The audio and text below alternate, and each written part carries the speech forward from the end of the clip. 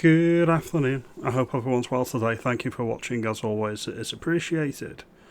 There's a couple of things that have gone on with Reform UK and the Labour parties today, and I wanted to shed some light on the matter and give my opinion. I said this last year after the Southport riots, and I'll reiterate the point today. I've never been afraid of the government before. I am actually afraid of the psychopathic Labour government under Keir Starmer. That may be by design, and that makes it even more chilling in my view. The government of the United Kingdom is here to serve the people. We put them in power, we can remove them from power by the ballot box. That is the essence of democracy. And I think Keir Starmer has realised that his Labour Party is not going to retain power. Reform UK is the only shop in town at the moment. It's the only party that has a chance at unseating the Uni Party. And I think we need to get serious and understand that. That's not to say that Restore Britain and Advance UK do not have roles to play. Of course they do. Even UKIP has a role to play. But there's been civil gatherings, shall we say, down in Essex, Aldershot, Dover on the weekend, and up in the Lake District in Cumbria. Now we had the MP for Barrow Inverness, I think her name is, let's just have a look, Michelle Scroghan. What a name. This piece of work, vile, nasty, arrogant piece of work.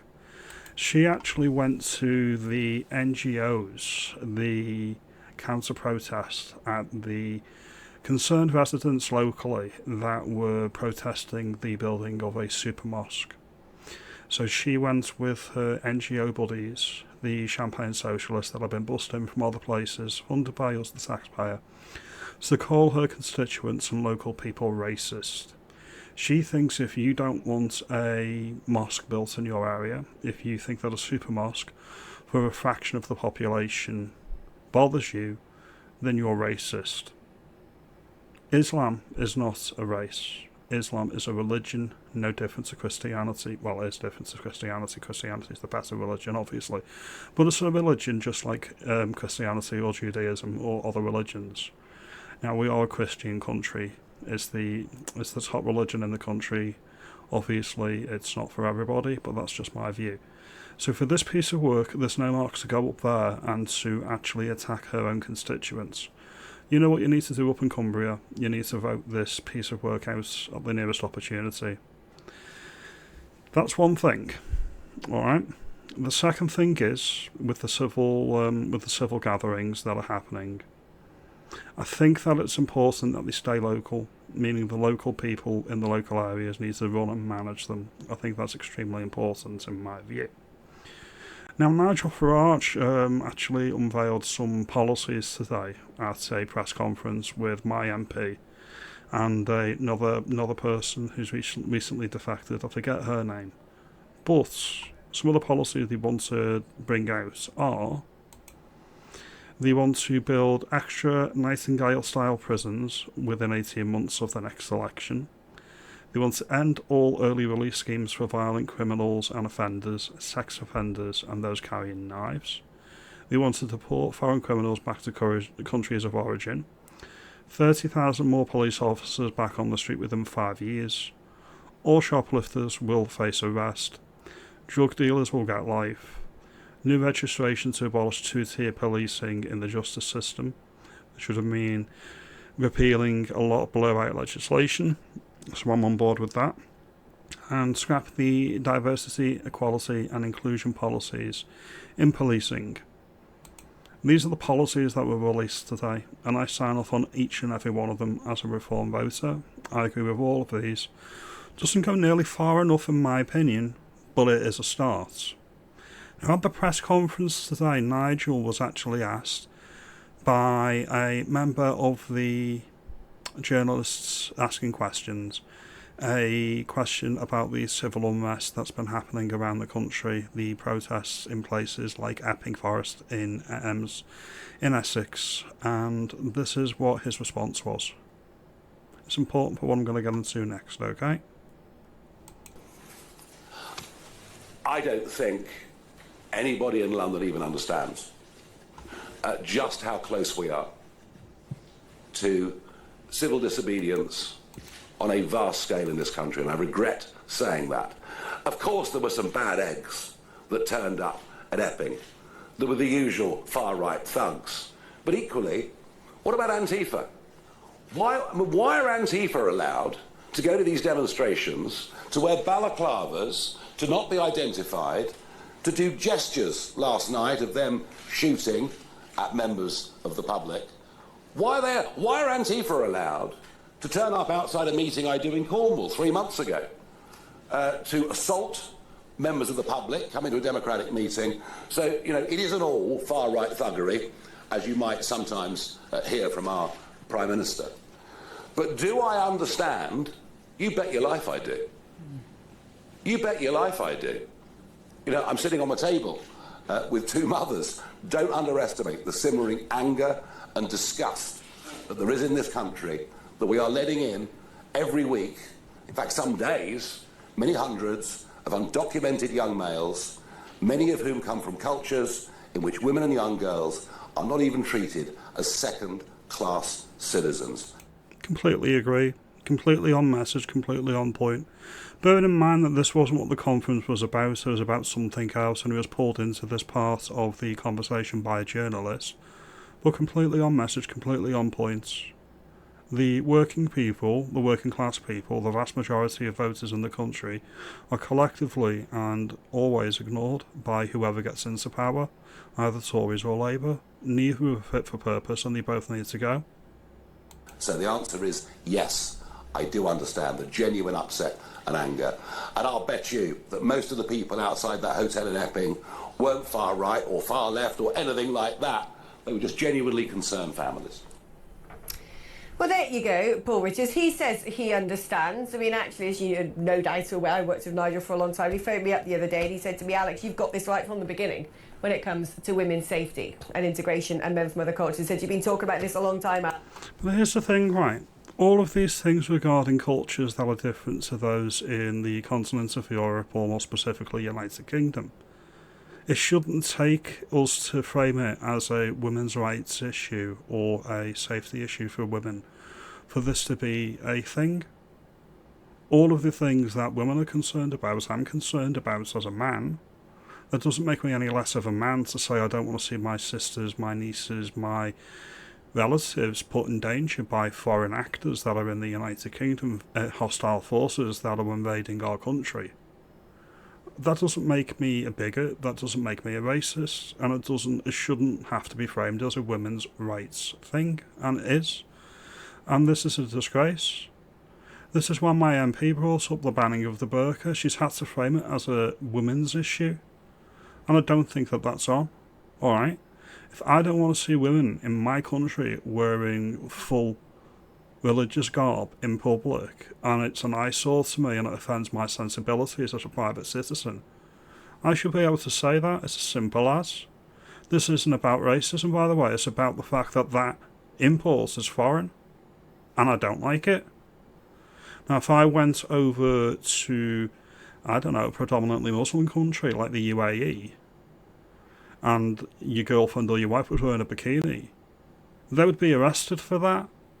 So why is it when you go to abroad to cultures that are different to ours, you've got to adhere to their social norms and etiquette, but when they come here, they don't have to extend the same courtesy or favour?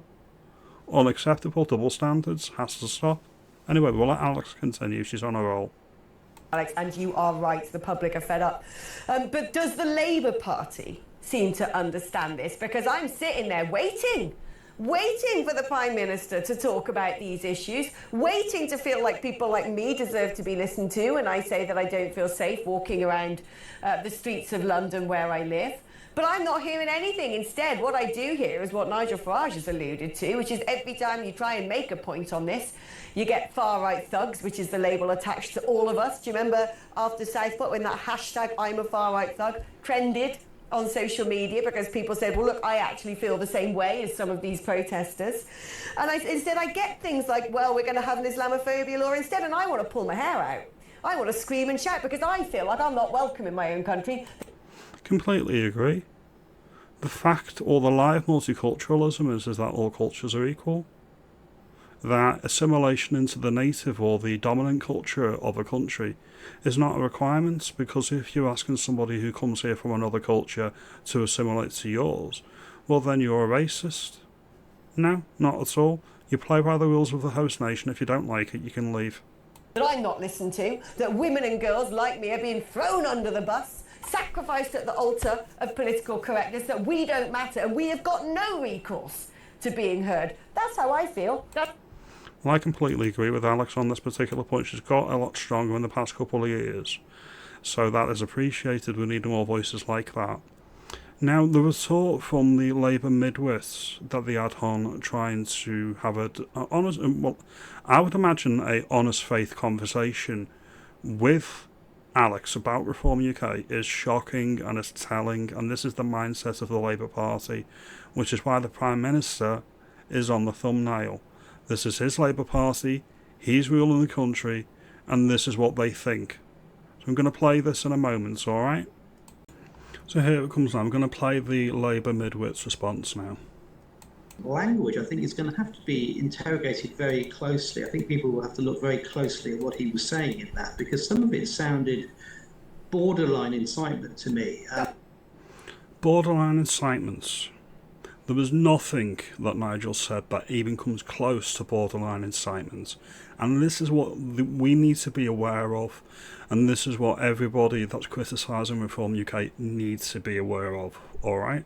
Some of the laws that are on the statute books, like the Equalities Act of 2010, it doesn't actually require any interpretation. It's about the perception of the person accusing you. So if they accuse you of racism, if they accuse you of incitements, it's much like a civil matter. You have to prove that that's not the case, which isn't the way that it should be in criminal court, but that's the burden of responsibility on what the prosecution have to prove is much lower with these laws because of the way they are worded. And this is why you get, weaselly pundits like this dude, who's a mouthpiece for Labour, and they try to shut down any discussion or debate about the way the country is going, because they're like, be careful what you say. It's a not so veiled threat. It's sickening and disgusting, and that's what I'm calling out here. I'm not a lawyer, but I would like a lawyer what to was look that? at What's it. that? Okay, so what? Hold on. I mean, look, this is quite chilling. You now want a lawyer to look at what Nigel Farage has said in the Well, press they will be conference. anyway. I mean, This it's not, that's not why I borderline want it. I mean, incitement. that's... Oh, they will be anyway. Remember that, okay, when you come for reform, they're not perfect. There's a lot of things that they should be stronger on. Be wary, okay, before you come down on Nigel too harshly. Now, I will be criticising Nigel, and I have criticised Nigel on the channel. And in fairness, if there was a shot of a better politician to replace him, I would take that. I would stab him in the front, let alone the back, to get what I want, politically speaking. However, think of the tightrope that he has to walk when you've got people like this, watching his every move, watching his every step, ready to pounce on him to throw him in prison. What's going to be happening, because I think some of the language strayed dangerously close to the suggestion that people should go out and riot. I don't know. Let's have a look at. Let's pick over the words and see. No, he says we're close to civil disobedience on a mass scale. Say, for example, you've got 20 million people in the United Kingdom and they all work full time, and they all down tools tomorrow, and they'll say no, not anymore. We're not working. We're not going to get the oiled machine that is the British United Kingdom moving today. We're going to down tools and we're going to march on London. That's not a riot. That's civil disobedience. The people protesting at the building of a mosque, that's not rioting, that is civil disobedience. If you get people en masse in Aldershot, in Dover, in Epping, walking, fearful for their children's safety, that is not rioting, that is civil disobedience. You're trying to force compliance through fear. I'm calling you out, and I'm going to say it again. You're a disgrace. If you were an MP, you didn't deserve the vote. And if I had my way, you'd be expelled from polite society, much like a lot of good people on the right have been expelled from polite society because you don't like them. I would do the same to you. That's crazy. I don't think he said people should go out and riot. I said he thinks that he understands why people are so upset and that... He didn't say go out and riot. You're right there, Alex. He's being disingenuous and he's not coming at this argument from an honest position. He's there to shut you down. He's there to say you're the bad person, Nigel's the bad person, we're all bigoted racists. Because he's sitting pretty with his Islington socialist buddies.